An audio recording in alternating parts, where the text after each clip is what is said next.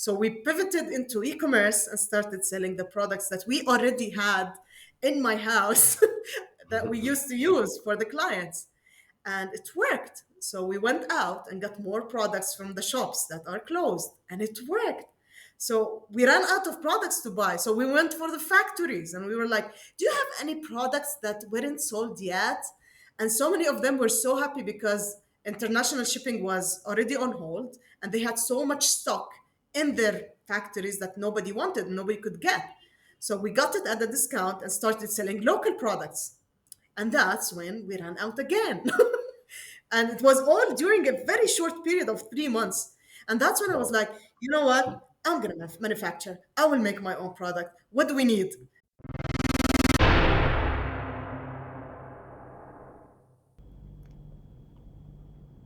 That was the voice of Romouz Sadeq, founder and CEO of Mrayti, the Arab world's leading natural cosmetic store.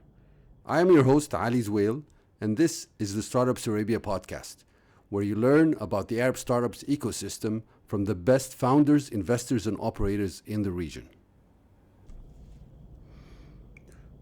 My guest today is Romouz Sadeq. Romouz is the founder and CEO of Mrayti, the Arab world's leading natural cosmetic store. After a career in the corporate world where she was a regional marketing manager for LG Mobile, Romouz first made the move to the startup world to advise Abjad in the marketing area. Following this, she became CPO at Jeeran, the number one review platform in the Arab world, where she revamped the mobile apps and launched a monetization engine. She'll talk a little bit about some funny aspects of this transition in the interview. The podcast's friend Ayman Ashur called Romouz the queen of pivoting. Listen to this enjoyable interview to find out why. Now, here's our interview.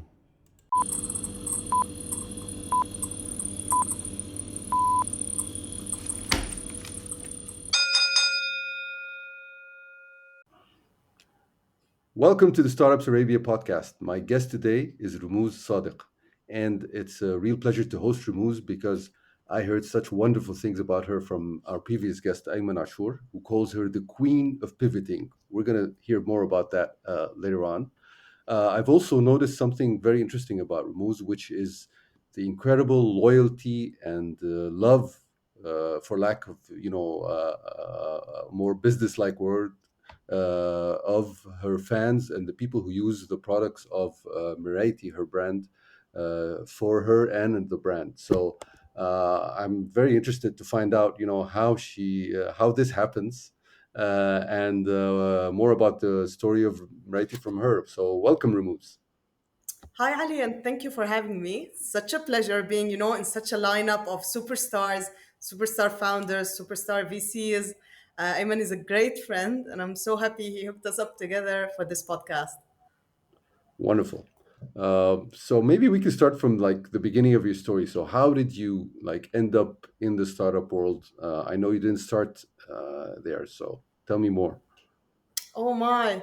I was a happy corporate employee. I was at LG Electronics, making a good salary, traveling the region, going to five-star hotels, a regional marketing manager. Everybody wanted my life. I think my mom even wanted my life. Everybody wanted, that glamorous multinational company type of life. You wear your suit, you go to work, you do like those big $1 million campaigns, the billboards on the streets. You choose that in Lebanon, in Baghdad, in Damascus, everywhere. I was everywhere. I had so many assistants. Life was good.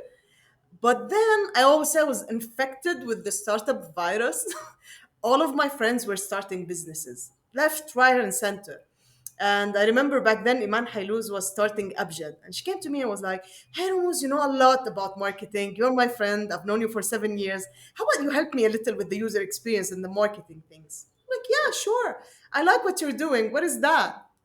And Abjad is a book review platform similar to Goodreads back then. Now they're offering more and more, but at the beginning I was like, yeah, I can do this. And while from doing the works, I've noticed how many people were eager to have that platform. Then I meet Amar Qudsi, the founder of Jiran, and he was like, I need a CPO. And Jiran was like the Yelp of the Arab world, reviews about places. So you see the similarity. We were building basic things, very basic things that the Arab world lacked. and which all had counterparts in the US. We weren't very creative. We copied the good stuff, and added little local flavor, and it was interesting. More and more, I found myself, getting fascinated by those apps and the reactions I was getting from people. Sometimes I'd sit down with people and like, "What are you doing?" "Oh, I'm helping people in Jiran." "Oh, you know Jiran, this is so amazing." And I used to get those reactions. And as someone who's in the B2C business all my life, the glamorous B2C life, I was like, yeah, this could be it. I want to be a founder too. I want to do that thing. I feel I have something to add there. And I joined Jiran full time. And ever since, my life has changed drastically. No more five-star hotels, no more big fat salary, but certainly lots of glamorous moments and lots of those glorious people telling you, "Oh, oh my God, you're the founder of Mrayti, I cannot believe this. Oh, you're the people who manufacture this product." And people get super excited. So that was when it first began, was 2010, 11, when I started getting into the startup business. And it wasn't until 2014 that I was like full-time part of Jiran, doing the CPO work, delivering the products to people, and then starting my own thing alone as Mrayti.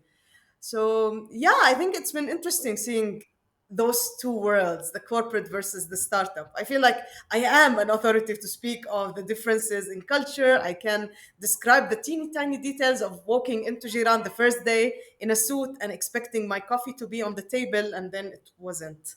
And I was like, "Where's my coffee?" And people started laughing.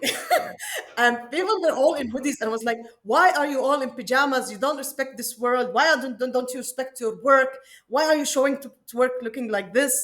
It was so funny. I still carry that residue of being a corporate person in me. I still like dress up, do those professional emails. I still have it in me. It's part of my DNA. But it was such an interesting transition. So I mean, I really want to get into the story of Marathi, but I can't like leave this point maybe without. Tell me more about the difference in culture between corporate and startup in your view. What Oh, needs to everything. change? Or oh, Usually, corporates are focused on the products that they deliver to the customers. mhm. Startups, especially in their early phases, are focused on the relationship between team members, on how they think together, of how they solve problems together, on the process of creating a work culture. Meanwhile, like in the corporate, you already have the work culture; it's already set and designed, and either you accept it or leave it. There isn't much room to wiggle in the corporate. Meanwhile, in the startups, you are actively building the world you want to live in, whether as the product you're building or the culture or the work culture you're having or the co-workers around you. You can pick and choose. You're like building your dream team. So this is the first part. The second part is definitely corporate is more stable and more like predictable. If you do one, two, three, you're gonna get promoted, your boss will love you, and the market will love you, and the agency will say you're the best marketing manager they have ever worked with.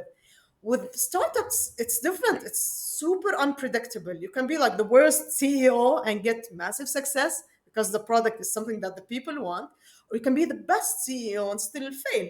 So it's really two different universes to me. And fitting into this versus that is doable for everyone if they understand the rules. I see so many people coming to me, young people, and be like, "Why are you demanding calls after 6?" I'm like, "We are a startup. Don't you know the rules?" And apparently they don't. So I've tweeted about this before, is that people coming to startups do not understand what they're getting into. They like imagine a corporate job, then show up to the office where we have a cat, and I'm like yelling and walking barefooted in the office until midnight. So it's two different universes. We need to know what we're getting into so that we know what to expect. So let's circle back to the story of Marathi. Tell me about the early days of Marathi. How did you validate the idea? Did you have product market fit? What happened then? Like any founder, first time founders usually build counterparts, copycats. So I've done that part with Jiran and Abjad. Then second time founders be like, "You know what, I want to have like solve the problem on two ends, the supplier and the receiver." This is what I usually see with second time founders. Like they're so focused on solving two problems at once, the Uber model, shall we say. So Mrayti started out as an Uber for beauty. And that was natural back then when the gig economy was thriving. Everybody wanted an Uber for something. I was one of these people, not special. So I was like, you know what? This world could need an Uber for beauty. And why do I have to go to the salon? Why do I have to endure this treatment? Why do I have to pay a different type of, payment for the same service every time? Why can't I have a standard? And then Mrayti was born. And we started out with the theory that people actually wanted the salon to come to their houses. We proved that theory right. Although so many people said, no, I'm not going to change my barber. I'm like, okay, what about the 10,000 people who already switched? That means there is adoption for this. We started in Amman, we expanded to the north, to the south, we covered all of Jordan, then we went for Egypt in 2019. You might wonder, like, why Egypt? Why didn't you go to the Gulf like everybody did? Well, because I've launched Jeeran in Egypt in 2015, and it felt like a low hanging fruit. I know the market, I know the resources, I know the legislation, I know how this is going to work out, I know people, I'm going to make calls. And one of those amazing people is Mr. Ayman, of course. So we went for Egypt in 2019. We have recently closed an OTF round. We were so happy, at the top of the world. And it was December 2019. I went there. We launched Mrayti there. 3 months later, COVID, which rendered the whole business obsolete. And that was the time when we called everyone wanting advice and wanting help and wanting support. So, what did you do? Oh, I called the smartest people I know. One of them is Ayman, of course. And I was like, well, I had a mission to make beauty convenient, affordable, and non time consuming. How can I deliver that mission without the salon part? Because we can no longer do this. We don't know if the lockdown is going to end in 2 weeks or 2 months or 2 years. We had little visibility. And I was lucky because our investors, Amantic Fund, trusted me. And they said, you know what? We know you're going to do the best for this startup. Let's think together. And then we looked at the salon models, especially the traditional ones. We discovered that salons' income consists of 30% product sales. I was like, yeah, product sales. Salons already sell that. And we have those products because we use them for clients when we used to shampoo their hair, do them treatments, and all of these things. So, in the middle of that crisis and pandemic and not knowing anything, I knew one thing for sure: some things never change, and that's product sales. This is classic.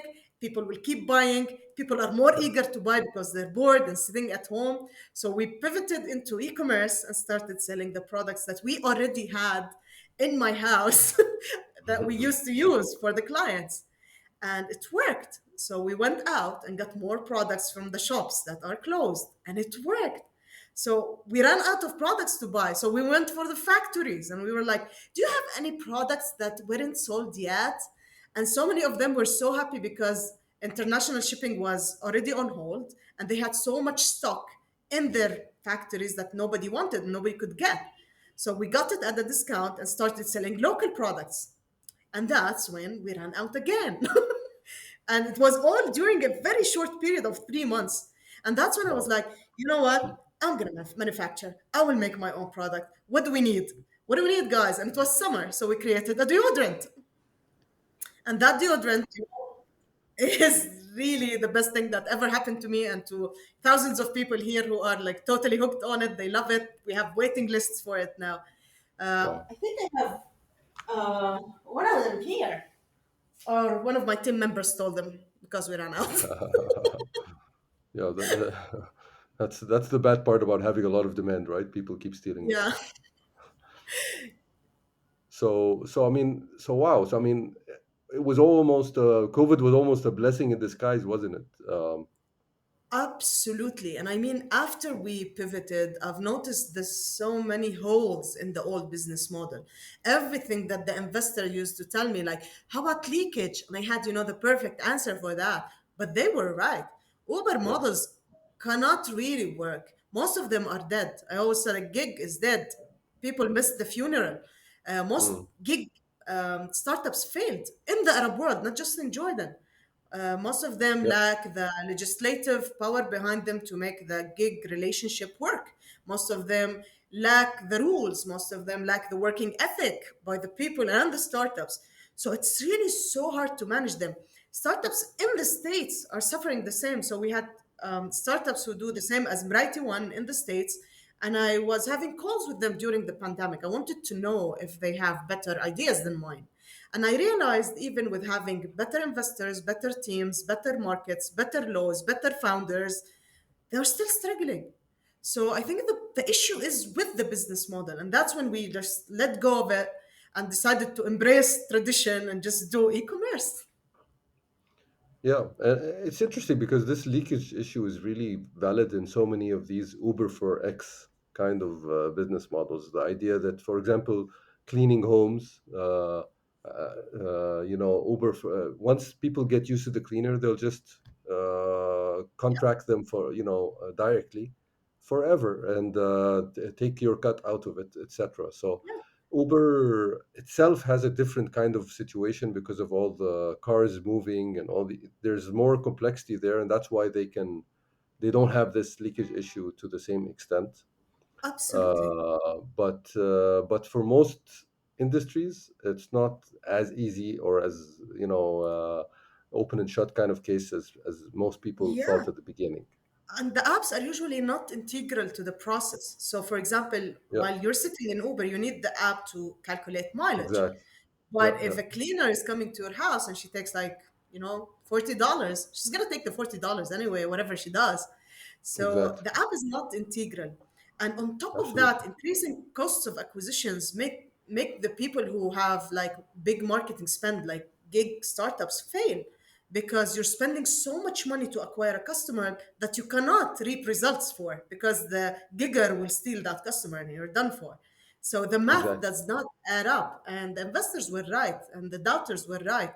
And I think it's a miracle that we grew like 3x a year. It's an absolute miracle. I don't know how that happened. Maybe probably because we did like double shifts and we were crazy about it and sometimes did mad measures, but it's not sustainable or scalable.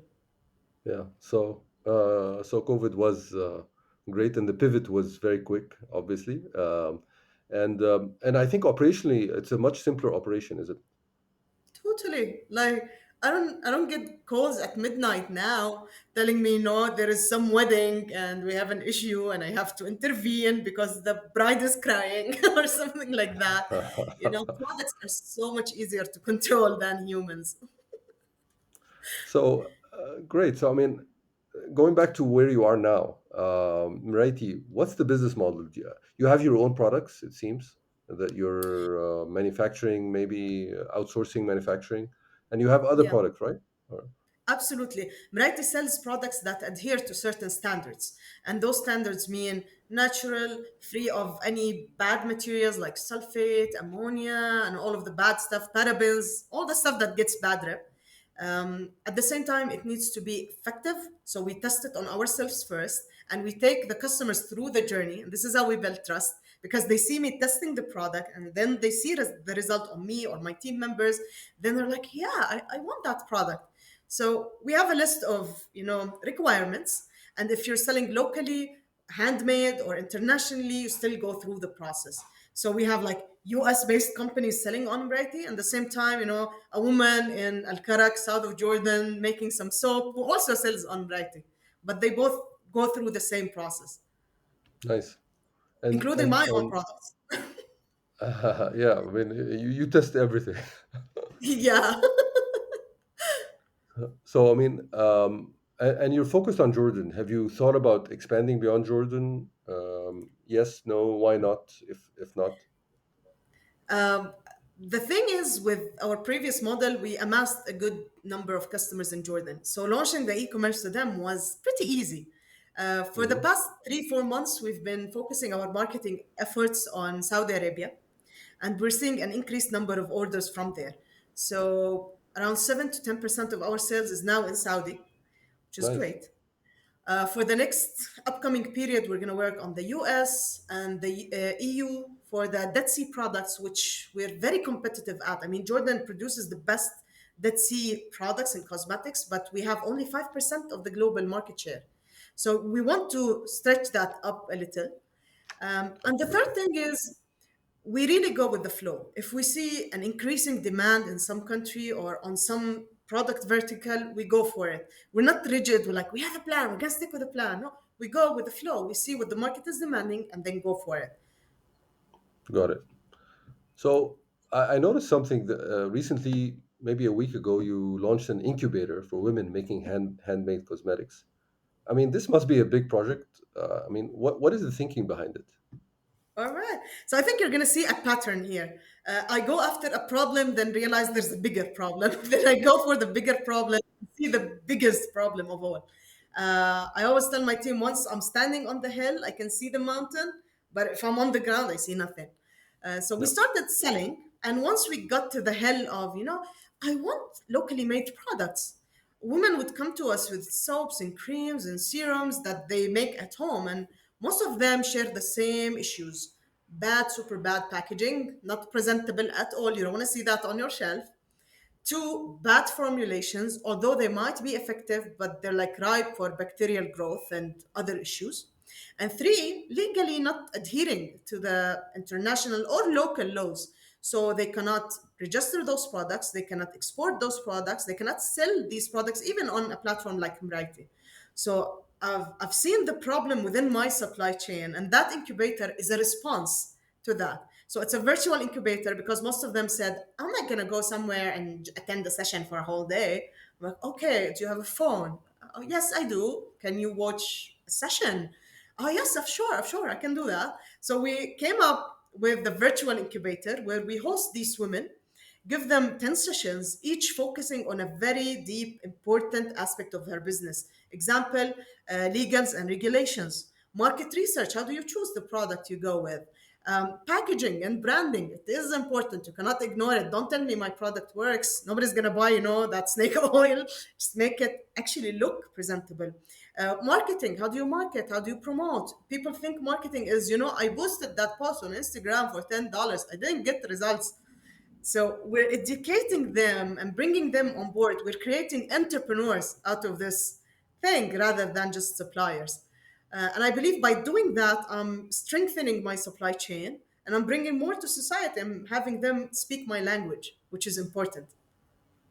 Yeah, and which is more important for you? I mean, the societal part or making the supply chain more diverse? Because somebody might like tell you these are just small mom and pop kind of setups. They won't make a huge volume. Is it really worth the investment? Just stick with what's already selling. Things like that. I get that daily in the market, but I've learned something the hard way. When you stick to what's already selling, you have the lower hand, and they will absolutely, twist your arm and have you work their way. So, for example, some suppliers, when they see we have a huge demand for a certain product, they'd be like, we ran out, although they didn't.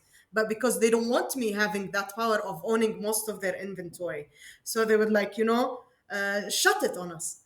So I thought, you know what, diversifying my supply chain and giving these people a chance could give me a chance to not be, taken hostage by bigger companies and players. That's one. And two, brands like Native exited for billions of dollars based on working with small mom and pop shops. When I read how he worked, I was like, oh my.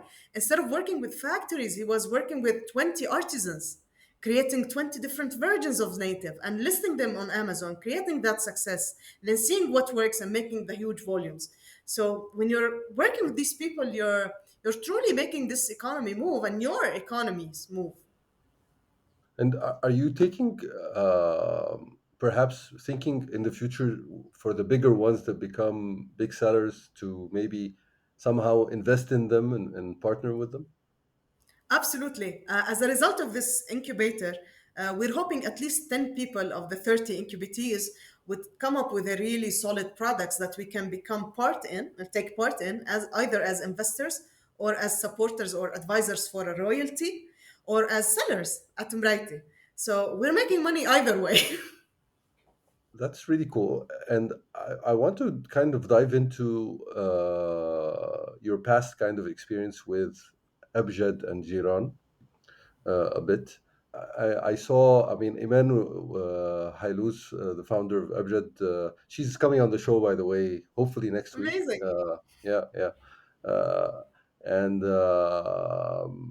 she, I mean, her review about you was incredible. Like that super and how supportive you were, and what a huge difference you made, and how you were able to make an impact across so many things. And I saw, I mean, you only stayed with her like for 7 months, so I'd like to maybe get some insight from you about when you kind of went into Abjad. How did you approach what, how you could help? I know you were working full time then, so where did you, how did you think about this new startup and its new product with its limited at that time functionality, and where what you could add to it then?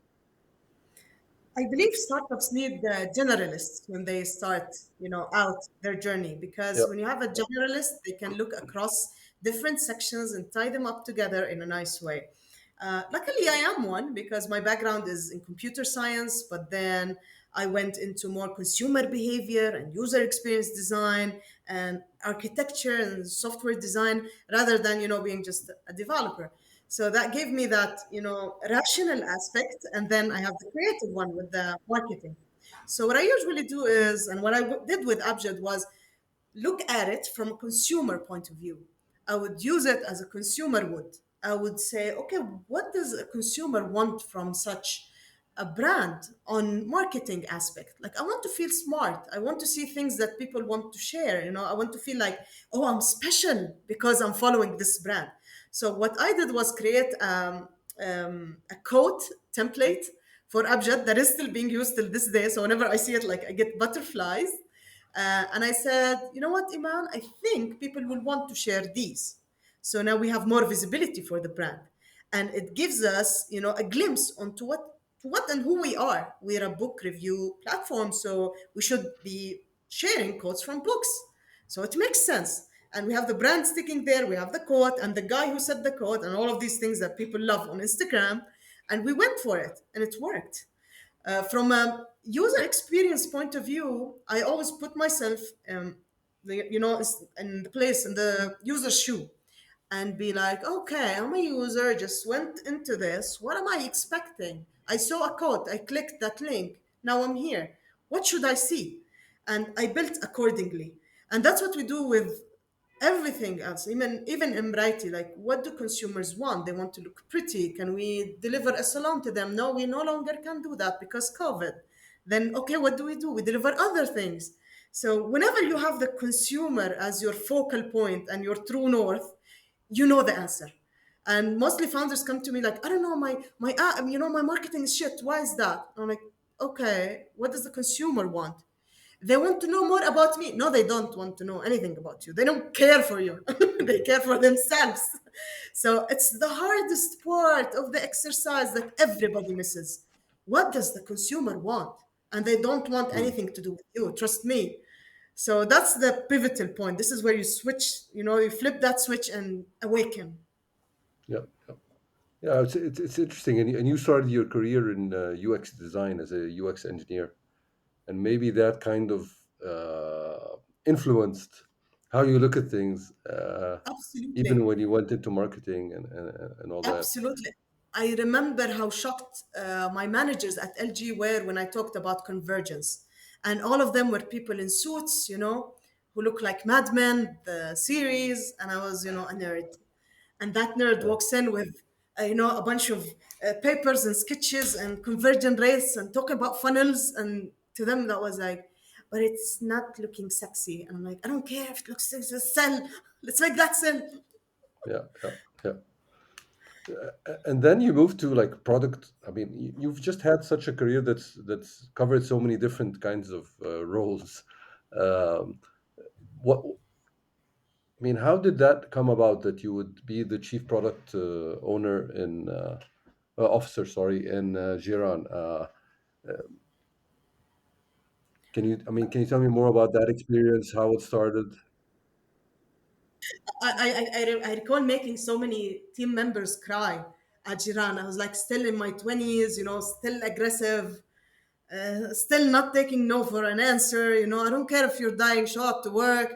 Alhamdulillah, I'm now cured of that disease. I'm more understanding of the human condition. Um, in Jiran, I think Jiran was everything at once. It was like a great brand that people already loved, and it had went through a pivot from blogs to reviews. So you had that, old image that you need to replace with the new image. And you had that old team stuck with the old ways of blogging and content, and now coming to user generated, which is, it was the hype back then. It was crazy. What do you mean user generated? UGC. Yep. What do you mean Mm. user generated? Like, do we sit back and wait for the users to write? No, guys, we create flows that make the user want to write.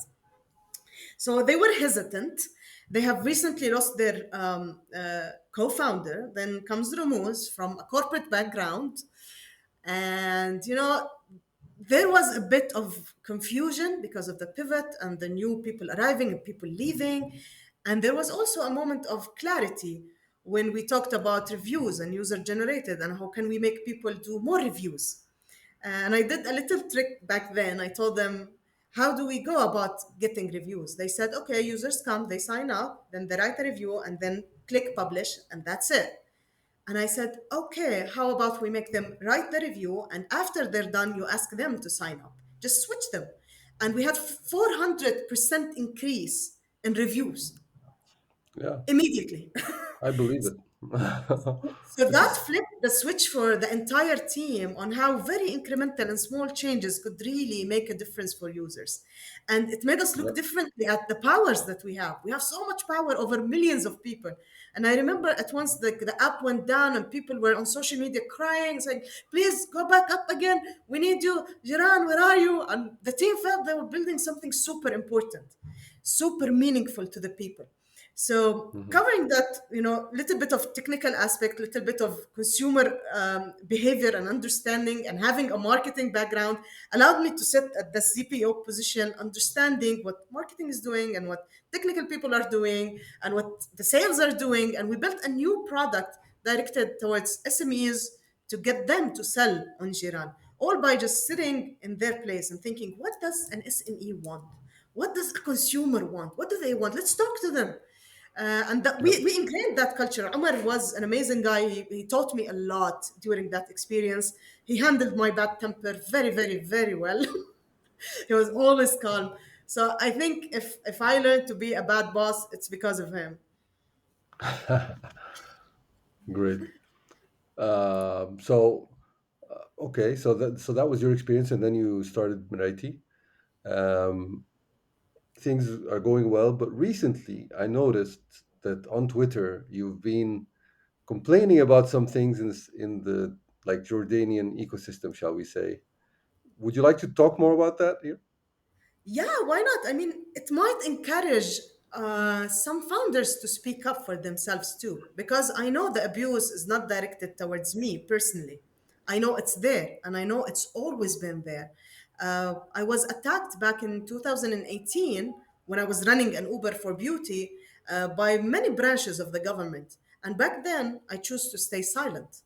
Why? Because I thought it might tarnish my reputation. Like it might scare away investors. It might scare away customers. Like I don't want to talk to customers about being interrogated at the police station. I don't want to talk to customers about me being like wanted and not being able to ride my own car to get my own daughter from her school because I was scared of being, caught. So I chose silence back in 2018. Today I choose violence. Today I'm going to speak up because I know what I bring to the table. I know how much we affected this economy positively. I'm very confident in my own management of the company. I'm very confident of what we're doing. So being attacked again triggered that. And I was like, you know what? If I keep my mouth shut and my other founder friend keeps her mouth shut and my other founder friend keeps his mouth shut, then who's gonna speak up? Who's gonna hang that bell? Who's gonna say, wait a minute, guys, we have a problem. Stop saying we're a startup heaven. If we are a startup heaven, why are these hellish things happening to me? Why? Explain. So I'm really just opening up the conversation. It's less of a rant and more of open-ended questions directed at people to better understand the struggles. I'm no longer scared of scaring away, potential donors, because if they're scared of seeing the truth, then I don't want them as donors. If they're scared of hearing out the abuse we're going through, then I don't want them as supporters or investors. I want brave people who want to change the status quo. And these are like bureaucratic issues, things that are slowing you down, things like that. Is that what you mean, or?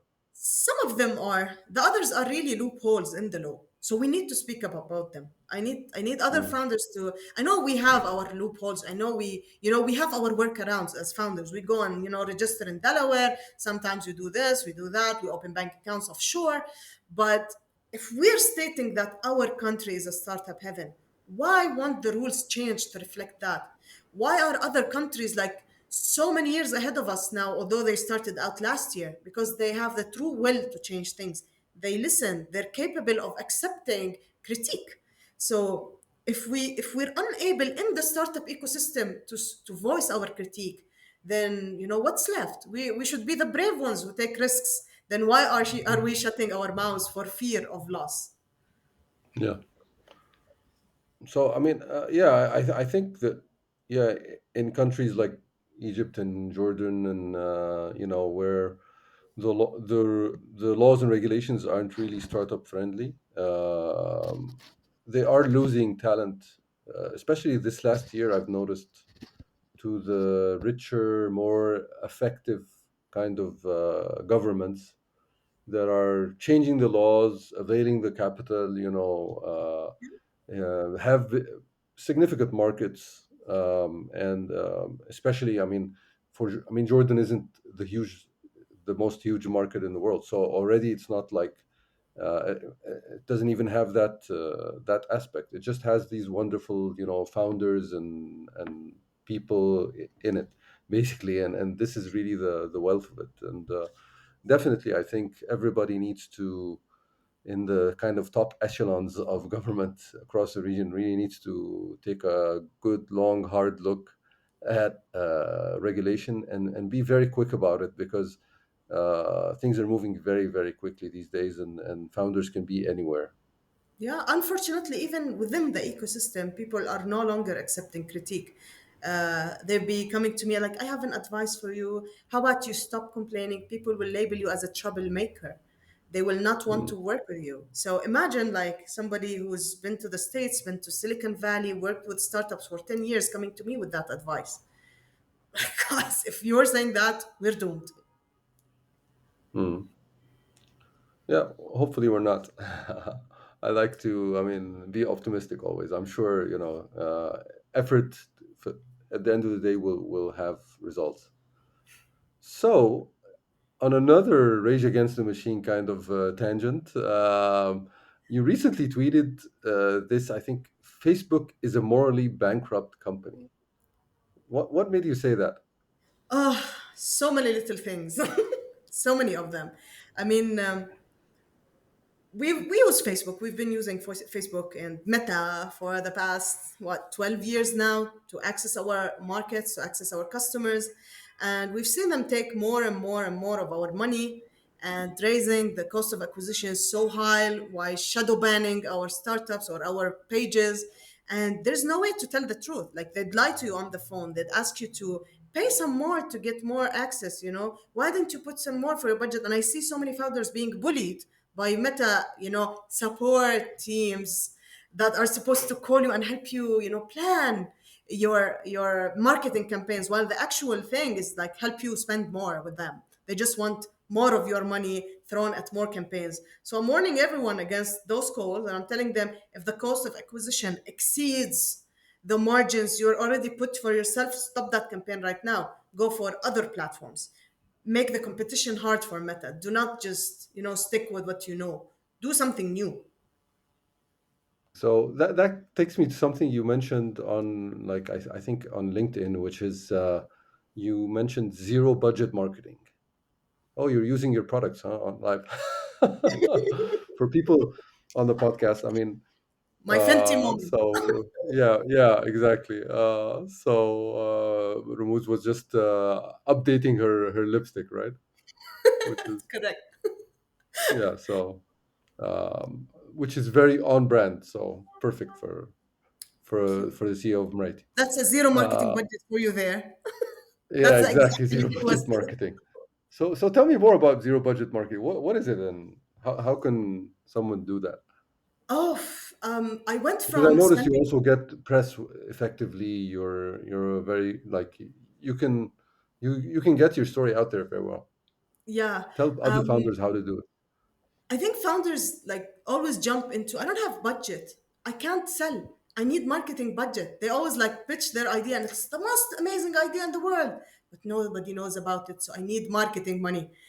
I think amazing ideas have people talking. You just need to have the narrative for it. Tell people a story. And I've tested that effectively with Mrayti, where I tell people a bedtime story every night. So people follow the Mrayti Instagram account and they wait for 9 p.m. bedtime story with the Romouz. And usually it's about, let's talk about Cleopatra's way of, taking care of her skin. And then we discuss it. Then we offer an alternative. When I speak about my story, and maybe as you've noticed on LinkedIn and Twitter, I openly shared every little detail since the day we started, including, oh, these are the first 10 GDs that I made. Then I got an investment from OTF. Look at me, I'm signing. And people can see that in real time. And they buy the story because they see it. You're human to them. You're not, PepsiCo. I'm just Romouz Sadeq and I'm doing that and I'm showing you. So if you'd like to join, please come and join. So telling the people a story throughout your platforms is an amazing tool, and you don't have to appear. So many founders are camera shy. So with Mrayti, we use slides. Just write one sentence per slide, and you have 40 slides telling one topic, and people still watch. So that's one way to do it. The other way is keep a good friendship with the press. You can always call them, invite them for coffee. That's not zero budgets, like $3, but that's okay. Still qualifies as zero and good hospitality. Invite them for coffee. Ask them like how they've been, what are the stories they're hearing. Share your story. Don't ask them to write anything, but they will. Because if you tell them a compelling, good, excellent story, they'll want to share it with the world. That's the other way. And the third way is give your product for free. In December, I gave away 300 bottles of my the rehab product for sleep, and people got addicted. So now we have a waiting list of people who go, I want this product, please. Although they got it for free. And people might assume, if I got it for free, I'm not going to pay for it later. But if it's really that amazing, people will pay for it later on. So there is a lot of ways you can actually market yourself without spending a dime. And I found that spending money on advertising actually has the counter effect on the business, because people assume, oh, this business has to advertise, so it must be, intrabill because they need to sell more. I don't know if I should believe them. And we Arabs have trust issues. So if you see an advertisement, your first intuition, and this is a lie, this cannot be real, those people are lying. So I think by presenting your product, by being always there, by opening a channel of, which takes a lot of effort, by the way. It is zero cost, but it's not zero effort. Do not conflate Yeah. these founders. So yeah, I think tell a good story is everything. Whether it's a product, it's a personal brand, it's your own brand. Telling a good story goes a long way. So speaking of stories, can you tell me the story of your upcoming startup? I see you're starting something new in parallel with Mrayti. So can you tell me more about that? This is the first time I'm gonna talk about it, so Oh, I'm nice. I super am excited. honored. You're gonna feel the excitement. Yeah. I have a daughter. She's 12, and she's coming up to that weird age of puberty. And during that phase, I'm like super concerned about how am I gonna have that dog, about that thing, which is the period. And I'm more stressed than her. Eventually, I came up with this very lousy approach of sending her a YouTube video that explains the thing. So she walks into the room and she's so cool, she's way cooler than me. She's like, Mom, is that the best you can do? I'm like, what? She says, what? You're gonna send me a YouTube video now? Why don't we sit down and talk about it? I'm like, yeah, we can do that. And for that, I felt okay. So I'm an educated person with lots of experience, and I still failed at that part. Like I couldn't deliver. I didn't have the tools. what do I do now? So I started talking to our friends within the same circle who have children who are also 12, and especially girls. And I've noticed, especially the dads, they were super anxious about that. Like, no, man, don't let that time come. They're like, they don't want it to happen. No, it's gonna happen. It's natural, guys. So we came together, and my friend Baha was like, we can solve this for a lot of people, not just our kids. Let's do something about it. We're like, yeah, let's do something about it. And we started brainstorming and we came up with Ovio period, which is an application that helps teenage girls manage their periods. It contains a lot of Arabic content that explains period in a fun way, a lot of content about mental health, physical health, weight gain, pimples, you name it. All the things that makes a 12-year-old girl really, really, uncomfortable. And we also added mood tracking and journaling because we use it personally, to manage our mental health because it's needed. And we came up with this like very beautiful app as a design. We sketched it and all of that, and we started showing that to people. Like, would you invest in such a thing? And the interesting thing is, I never got a no. Zero no's, no no's, not one no. Everybody was excited. It seems that this problem is not just mine or Bahas. It's a problem that all parents are suffering, and people are willing to put money on it to actually solve it for the girls and create a product, a powerful product that contains all the tools, all the technical aspects, and all the content that a girl needs. So I think this is my third time founder way where I create a tech IP rather than create a service or a product or an e-commerce or a gig economy or a review platform. This is the ultimate work of a founder. Create a technical product that people love and use daily and actually affects them positively on contrary to all the other apps they have on their phones. Mhm. I think it's always good when a founder kind of starts from the point of having a need themselves and starts to solve their own problem. Yeah. Usually, other people have the same problem. Eat your dog food, they say. Yeah. And how are you balancing this idea of having like two different startups in parallel? How are you doing that? Ah, well, this is an ongoing conversation with the team. Mrayti has become a more stable company with like known processes and clear ways of managing it. So stepping down is always on the table. I have such a capable team that has been with me for the past 5 years. So they're totally capable of managing the company. I'm mostly an accessory in Brighty now. So I walk into the customer support, hey guys, do you need anything? Like, no, thank you. Then I walk into marketing, hey guys, do you need anything? No, we have our story done. Okay, so I sit down lonely and just feel useless. So Ovio filled that gap for me and allowed me to, exercise my technical muscle, consumer behavior muscle, marketing muscle, open up new doors, think as a 12-year-old, which is an amazing place to be. I miss being 12. So uh, that's how it is in reality. I'm not gonna tell you, you know what, I'm working from 5 a.m. till 9 p.m. It's not that way, really. It's not how it's going. Not anymore. No. Yeah. Okay. So I mean, so you that should be manageable. And as I understand, so you have a co-founder in the new company in Ovio. Yes, and I'm planning to make them plenty. I'm not gonna go solo again. I'm done with that.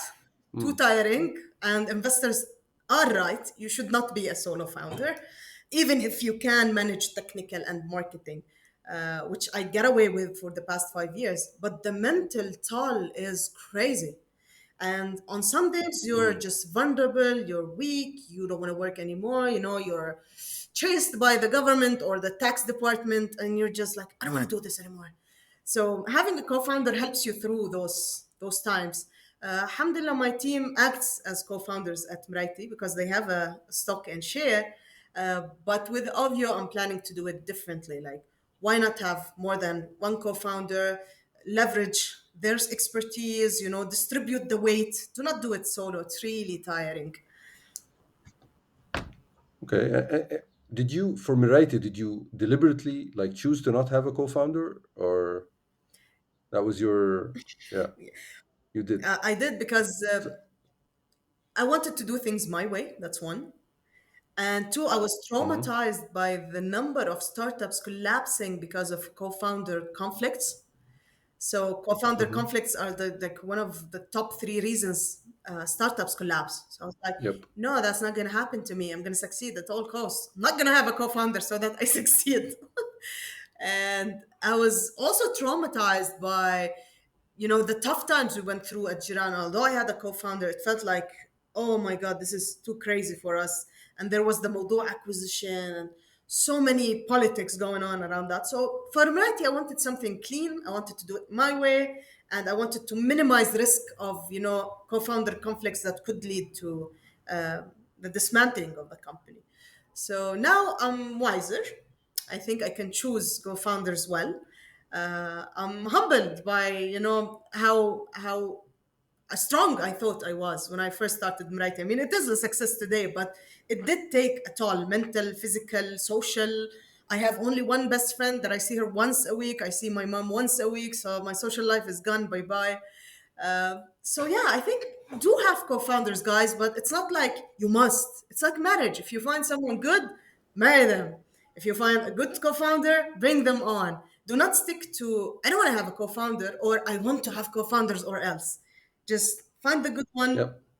have them on board and do it together. And how are you thinking about the process of like finding a co-founder? What does one need in a good co-founder? You need to know yourself first. I mean, most people don't even know themselves. They haven't looked inside. They always looked outside. For example, I see people saying, "Oh, I need a good technical co-founder so that he saves me." Okay, but no technical co-founder is going to save you if you don't have what it takes and you don't understand what it takes to save yourself. You're asking for a CEO for yourself if that's the case. So if you look inside you really, really well and truly identify what you bring to the table, then you can understand what the other person can supplement you with. But assuming you're an Yep. amazing, Steve Jobs like CEO and you just need a technical team is a big assumption. And I see a lot of people falling into that assumption and choosing to be, I'm the business founder. I need a technical co-founder. And it makes me laugh so hard because how did you verify that? Are you actually the business founder? Or are you just the guy with the idea? Because you can be the guy of the idea, but you don't have to be the CEO. You can hire a CEO for that. So look inside you Yep. really, really, really well. Find out what you bring to the table, then choose what is needed to complete that image. And if you cannot envision that image all by yourself without a co founder, then you will not choose well. Then anybody who will come in with a different idea and draw a different picture will just take you along with them. So understand the big picture of what you're creating, what value does it add to the consumers, then understand how you're filling up your part so that somebody comes in with what you need. And then when you see them, you know them. So from what you're saying, because you're like saying it's not just about business and technical. So what is it about? It's about characteristics, ways of looking. I mean, what are the different kinds of features Yeah. that you need to understand in yourself and see what's missing? I'm going to touch a little bit on the business versus technical. Some companies are content and technical. There isn't much business to do or like much ideation because the idea is like copied. So don't pretend to be like Steve Jobs here. You're copying that idea. So a technical founder could just go and Arabize that site and that's it. They don't need you anymore. So understand the business. Yep. For Ovio, for example, Ovio has a big content vertical. So I'm sure I need a co-founder who's been in the content and content creation business so that he brings that Yep. knowledge with him. So industry knowledge, so to speak, Yes, and the or second thing, vertical knowledge. absolutely, because you need to understand what your business is, and then you can add players to it. And the second aspect is, I think, it's very important to understand what makes a partnership work. And it's usually not having, complementing each other and all that hacky, talk. Just I always say, حافظين مش فاهمين. They just know it, but they don't understand it. So, what you actually need is similar ways of work, similar ways of communication, similar work ethics, rather than being in the same industry or being complementary to each other. That's all talk. The new talk is I need someone who communicates the same way I do. understands the importance of, we have to do that part of the business and we need to pitch to those people rather than these people, because we both understand the business from the same point of view. We both have a deep, deep understanding of what the business is. But most of the time, what I see is two co-founders, somebody saying, I'm the business, and the other saying, I'm the technical, and they don't have any common grounds. They don't even believe in the same thing they're building. Each one of them thinks they're building something different than the other. And that's where the collapsing often happens. Yeah. Do you have mentors that you depend on for advice and things like that? Plenty across the Okay. board. How does one get good mentors, and what does do you? I know you also mentor sometimes startups. So, but I'm asking you here as a mentee. So, how do you get good mentors? How what do you do as a mentee to get the best out of it?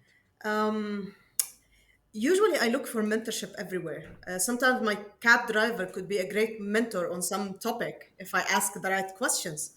So it's always on the mentee to ask the right and correct questions so that you get the best mentorship out there.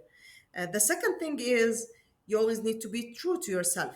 So, for example, I see lots of people, including myself when I first started, like, I want to make things look pretty for my mentor so that he respects me and gives me, the advice nicely. But it was through times when I was like at ease, being totally comfortable, being totally myself, like sitting with people like Ayman and having a meal and, throwing random thoughts when I got the best advice because I was being myself. I was true. I wasn't hiding behind, everything is shiny and everything is good. And the third thing, you need to look for people who you want to be like, who have working ethics that resemble what you aspire to have. They have successes that resemble what you want to have. For example, I will not look for mentors in the sports because I'm so far removed from that. But I will look for people who've achieved what I aspire to achieve, even if it was like one step ahead of me, just one step, because they can shorten the path for you. I use other founders as mentors sometimes. Sometimes I offer my advice to them. So it really doesn't work from like a hierarchical point of view. It works from a horizontal point of view where everybody could be a potential mentor if you ask the right questions. Great, great advice. And let me move on to the Arab startup ecosystem. If there was something you wanted to change about it, what would you want to change? What would you change? A lot of things, not one thing. But I think we need like if can I have three wishes? Absolutely. You Amazing. can have four if you like. The first one would be like, please, founders, let's stop lying about our metrics. Let's stop fluffing that data. I see lots of data that is not true, and I know it's not true, and it is being presented through past performance or future projections. None of this is real. You're just fluffing data to show to the investors, and we're lying to ourselves, which created a bubble, and that bubble bursted, and now our valuations are down to the ground because we lied so many times. I didn't, but I've seen people do it. So I hope founders would be more realistic and investors would accept that those realistic numbers, rather than demand, oh, I don't see a growth that I like. And a founder ends up doubling all her numbers to convince them, while she knows she cannot achieve these numbers because the market is limited. So that's one. The second thing I would change, and I see already changing, is please stop the copycats. And for the past year, I haven't seen one copycat. So I'm very happy with that. I think we should compete globally on tech IP. We should stop copying, whatever is like happening in the US. Oh, I'm going to do the Arabic version, then they'll come and acquire me. That's not happening. And you've seen so many startups do it and fail. Nobody's coming for you. Those startups are already struggling in the States trying to amass some volume. So do not count on them to save you. So tech IP, please, founders, let's create products that people love or companies love or customers love. That's when we compete globally. That's when I go to the States and be like, I'm the chosen period tracker for all the Muslim girls in the States. That's what I want to have. I don't want to have be like, I'm the Arabic blah. And the third thing, I would like to see us, being taken more seriously by investors. I'm seeing so many investors go and invest in American companies, Silicon Valley companies, sometimes companies in Israel, and I've seen that happen. while they don't believe in the Arab founder. They're like, yeah, but we're still behind. And we're going to stay behind if you do not invest. So we need to go through the cycle. Let's learn. Let me create, one business. Let it fail. So what? Those people that you're investing in could also fail, and they've probably failed before. So allow us to fail, allow us to learn, allow us to pivot. Mrayti already pivoted, and we're creating like new arms every day, an incubator, our own product, our own e-commerce. And that's okay. Allow it. Allow it. Do not just squeeze us in a box and demand success where you don't demand the same from foreign founders. Yep. Yeah, I agree so much with all these points, and just also to be real. I mean, to compare us also with, for example, the Chinese ecosystem. The Chinese ecosystem started with copycats. Baidu instead of Yeah, Google, Weibo instead of Twitter, etc. And now they are the ones taking the lead. TikTok is taking absolutely. market share from all the Shein other is ones. killing all fashion e-commerce now. Shein is killing Yeah. everyone exactly, and Temu is also a new like e-commerce number one, I think, on the App Store these days in the US, and things like that. So I mean, it's okay to start here as long Yes. as you move to the second stage. And I think, as you said, that we are moving to the second stage, and that's a good thing. So you didn't mention anything about like being a female founder in the Arab world. Do you think this handicaps you in any way? Is there any, how do you feel about that? I'm usually a naively optimistic person. So probably it did, but I'm just too naive to see it. I'm too excited about what I do. But I'll tell you something, a fact. With my new venture, Ovio, I'm seeing more money pouring in. And I don't know if it's because it's a better idea or because I have a male co founder. I really can't tell. I need to give you the pure truth. But Hmm. if that happened, I didn't see it. I was too excited, moving too fast to see it. But I think it does Right. because if it didn't, then why aren't there so many women founders? Why are the women founders who make it are usually like the most aggressive, top of the pile ones? That usually arrive so tired and broken that they cannot even give back to the ecosystem. That they usually turn to queen bees and super aggressive, super bullies. Um, where are they? Mm. I need to ask. Yeah. Yeah. So, I mean, from the statistical aspect, obviously, I mean, there is a big difference there.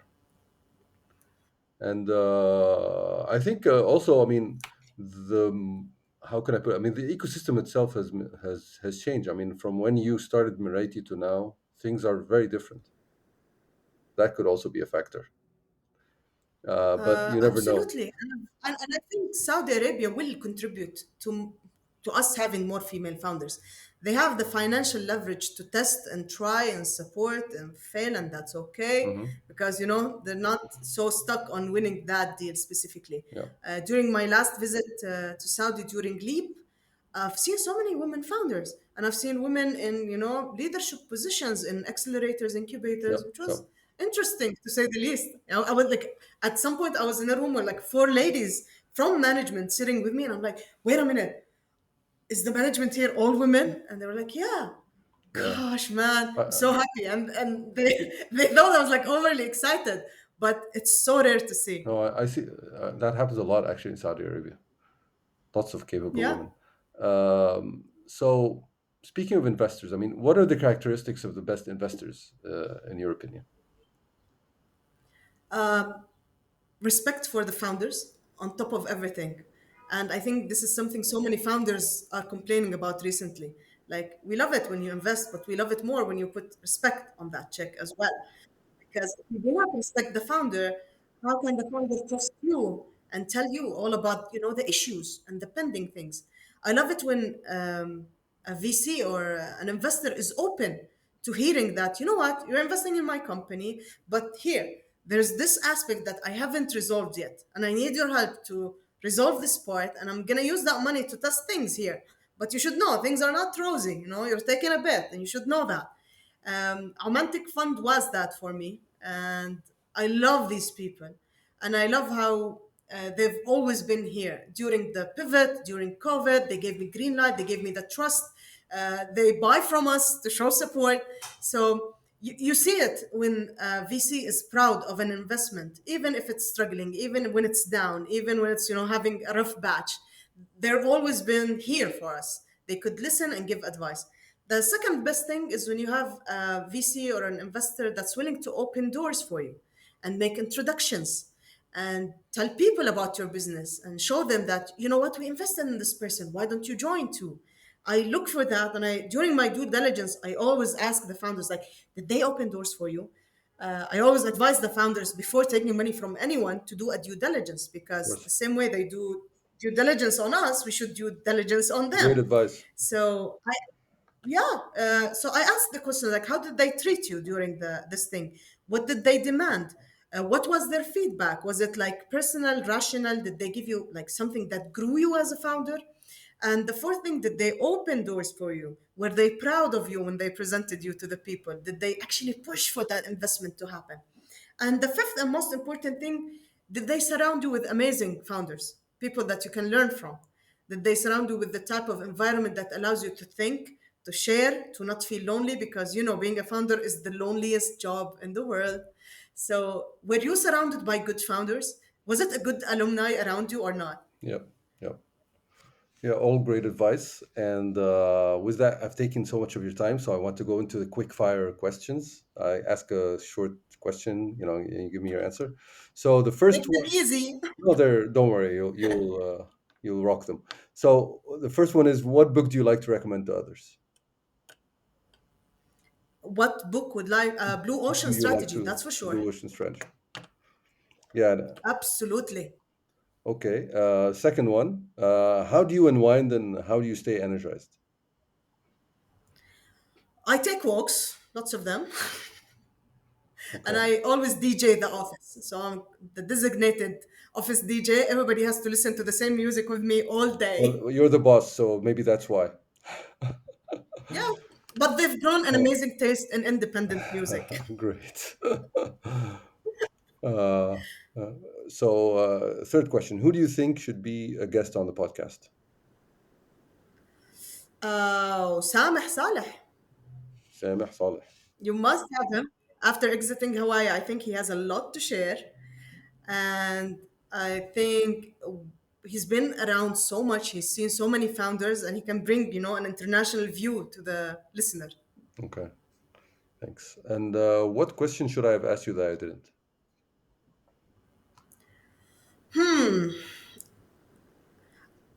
I would have loved it if you asked me if I'd do it again if time goes back. Great question. Would you? And that's mostly because I wanted to say yes, because I asked that question myself every day. Like, should I have done this? Should I have left my corporate job? I miss the business class flights. I miss, being having a coffee here served to me. So it's every day that I tell myself I choose this path. I want to do this. I want to add value. I want to do things my way. I want to have an honorable journey. I want to raise a good name for myself and my father. He passed away too young. So I'm giving him an extra life with what I do. That's wonderful. So, with that, I want to close with my final question. It's usually I like to close on a note of gratitude. So, what is a gift someone has given you that has had a large positive effect on you? Oof. Uh, that's a hard one because there's so many people who did. But I think every customer, every user, everyone who's ever used anything that I've ever built has given me the gift of their trust, and I'm grateful for that. Thank you, Ramuz, for your time. You are making your father proud, I'm sure. Thank you. Thank you, Ali. Thank you for listening to this episode of Startups Arabia podcast. If there was something you really liked about what the guest said today, reach out to them on social media and tell them what you liked. And of course, if you haven't subscribed yet, what are you waiting for? You don't want to miss any of our great upcoming episodes. Also, please rate us and give us comments on our social media accounts so that we know how to improve And also tell us what you like. We don't mind hearing that either. Until next time, this was your host, Ali's Whale.